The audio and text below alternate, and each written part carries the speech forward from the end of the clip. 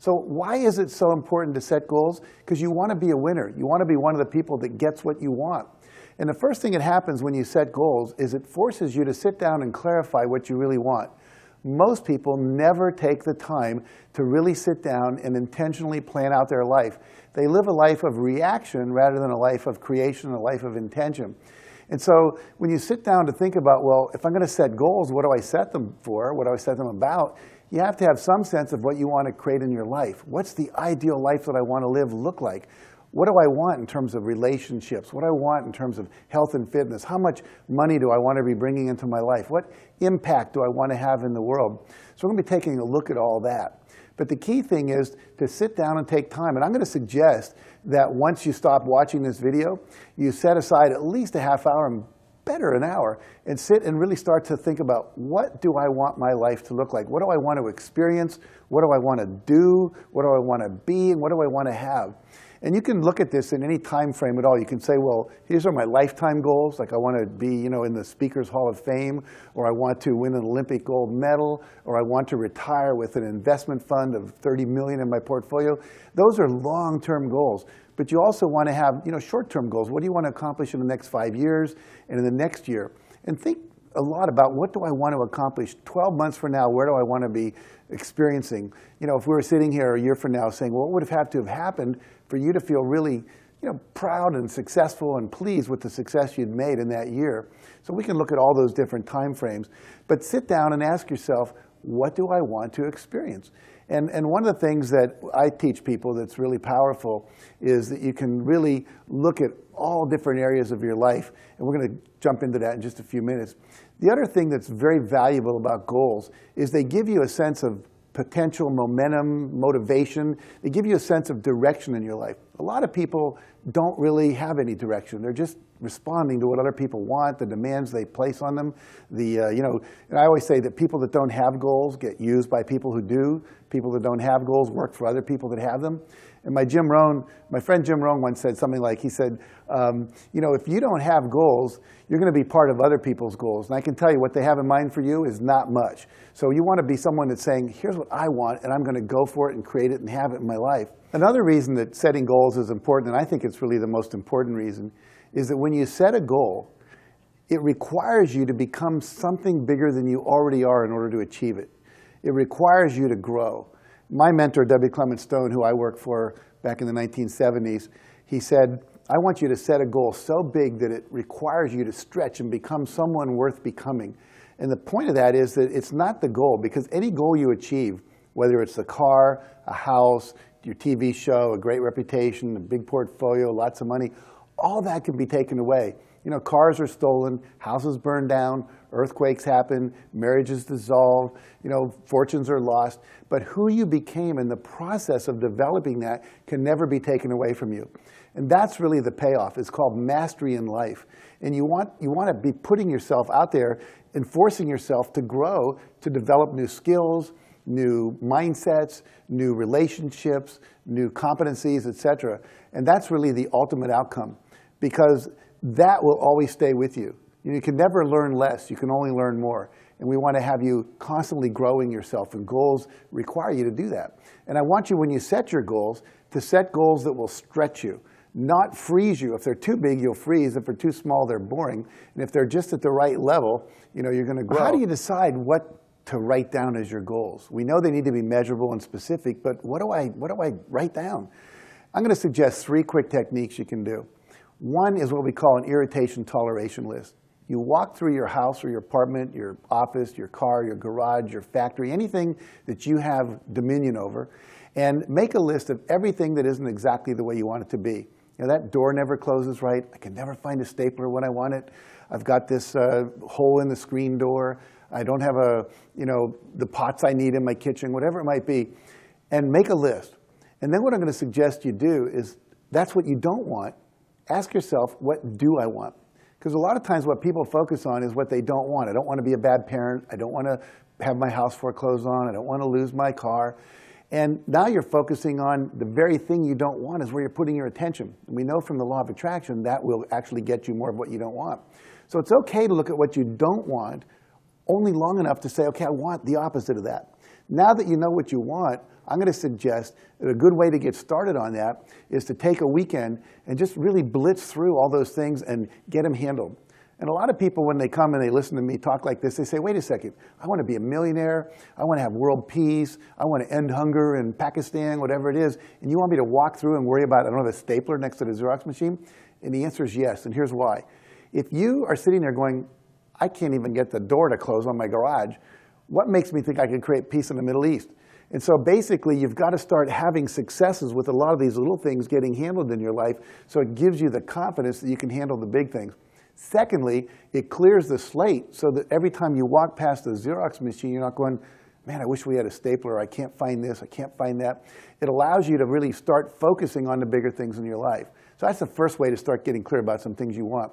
Secondly, I'm going to suggest you make a list of 101 goals that you want to achieve before you die. 101 goal list. You may have seen the movie The Bucket List. It's the same thing. You know, here's Morgan Freeman and Jack Nicholson saying, hey, I'm going to die soon. There's all these things I wanted to do. You don't want to get to the end of your life and all these, well, someday I wish I had, and not have done them. You know, John Goddard, who I write about in my first Chicken Soup for the Soul book, at the age of 15 made a list of 126 goals that he wanted to achieve. And when I met him, he was in his 70s. He'd achieved 117 of those goals. He'd been to the Great Wall of China, he'd gone to the Great Pyramids, he'd gone down the Nile River in a boat. You know, he'd done about everything anyone could ever think to do. But because he set that list, and every year he reviewed it and said, okay, what do I want to do this year? He led a magical life. Lou Holtz, football coach at Notre Dame, what did he do? He reads about this in a book and says, okay, I'm going to set a list of 101 goals. And he goes off and he set a list of 108. And when I met him, he'd accomplished 102. Amazing goals. Land on an aircraft carrier, go under water in a submarine, take a raft race, or a raft down the Snake River. You know, all the things that we've wanted to do, just don't think about them out there. Put them on a piece of paper. Because we now know from research that the simple act of writing a goal down increases your chances of achieving it by 55%. This is research done at the University of Pennsylvania. And we know if you write it down and you read it, just a couple of times throughout the year, it increases your chances of 100%. And if you read it every week and review it, we know that it increases your chances. You're getting 200% more than the irregular people. That's how many goals you're going to achieve. So writing it down is critical. So make that list and be brave. Just put down things you want. Don't worry about how it's going to show up. We'll talk about that a little later.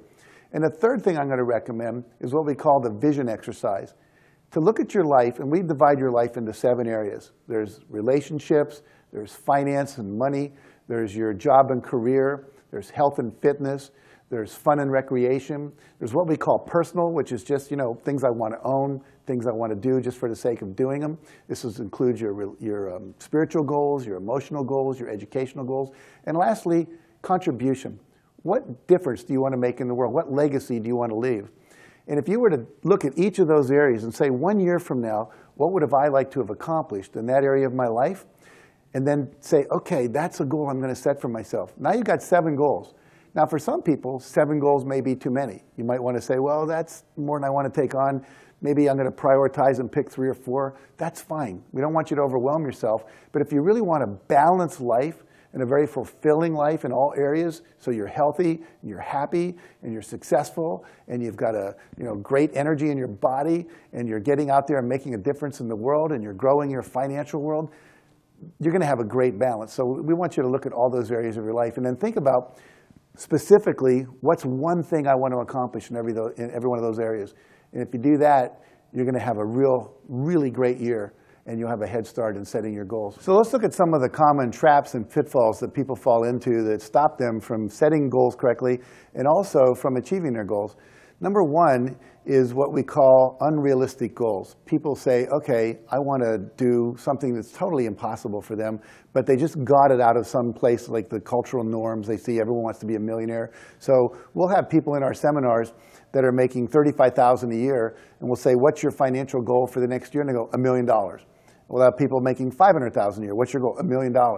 And so there's this external cultural norm that says, oh, $1 million, but it's not really necessarily relevant to your situation.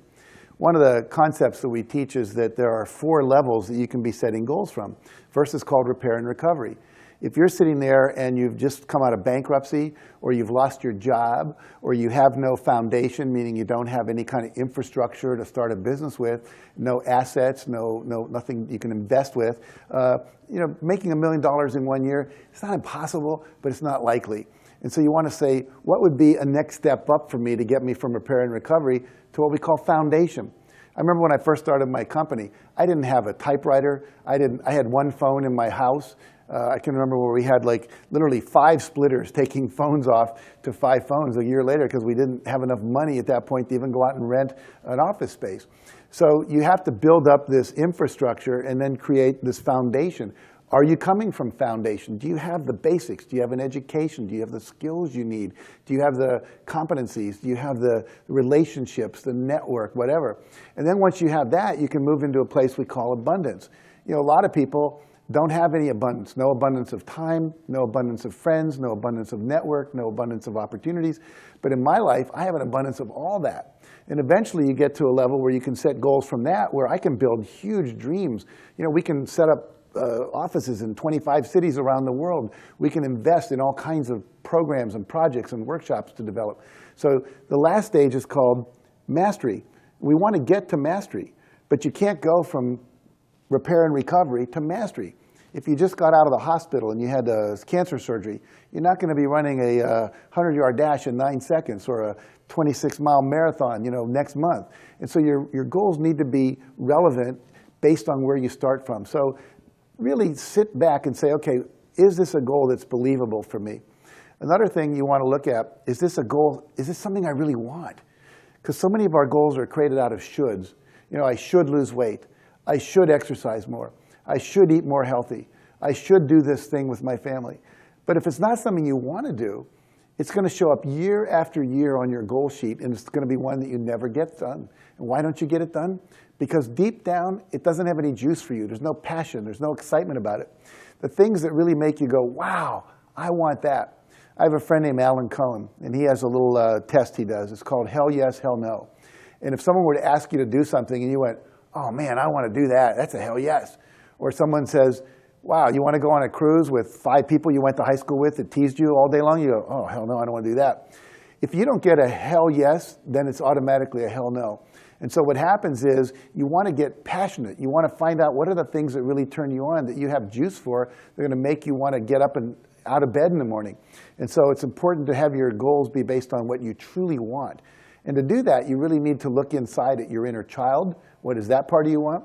And also look at what we call your essential or your high self. What is spirit calling you to do? What is being evoked from you by the universe as it's evolving and you're evolving with it? So you want to look deeply at that. And the third trap that most people fall into is that once they start to set a goal, what happens is they start to surface considerations, fears, and roadblocks. Now, what are those? Let's say I'm setting a goal that I want to have a 5,000 square foot house on Pacific Coast Highway in Malibu by December 13th, 2014. And then I start to write that down. And I go, oh man, that's a big house. That's a lot of money. Malibu, I don't know if I can afford that. I'm going to make it 2018, or I'm going to make it a 3,000 square foot house. And so we start to shrink our goal, or we put it further out into time rather than stick with what it is we truly, really want. And so I'm going to ask you, when you start setting these goals, not to be surprised that thoughts come up, like, oh, I can't afford that. Oh, if I was going to do that, I'd have to ask my dad for money. I hate asking my dad for money. You're going to have fears that come up. Oh, I don't know if I can do that. I might get rejected. What if that doesn't happen? We'll lose our house. And the third thing is you're going to become aware of obstacles. Those are things in the outside real world that can stop you. Maybe you want to build a house near some water and your wife wants to be in the mountains. She doesn't want to be near the ocean. She doesn't like the ocean, doesn't like the sound of it, whatever it might be. That's an obstacle. Maybe you want to start a business, but the laws in your state don't permit that kind of a business to take place in a home. So you've got some obstacles to overcome. Maybe you have a lack of money. Maybe there's some skills you need that you don't have, or you don't have the team in place. So all of those things are going to come up in your brain. You're going to start thinking about them. And what most people do when they see those is they see that as a big stop sign. Oh, I can't have that. I better give up that goal. That's not possible. And I'm going to encourage you, don't see it as a stop sign. See it as exciting. Wow, now I'm seeing what are these beliefs and fears and considerations and roadblocks that have been unconscious, that have been stopping me all along, but I didn't even know they were there. And now I know they're there, I can deal with them. I can do some work on changing my beliefs. I can do some work on releasing my fears. I can do some work on teaming up with solutions and finding ways to break through these obstacles. So you don't want to be run by your fears, your considerations, and outside roadblocks. You want to be the master of those, but you can only do it if you address them rather than shy away from them. So don't let considerations, fears, and roadblocks stop you.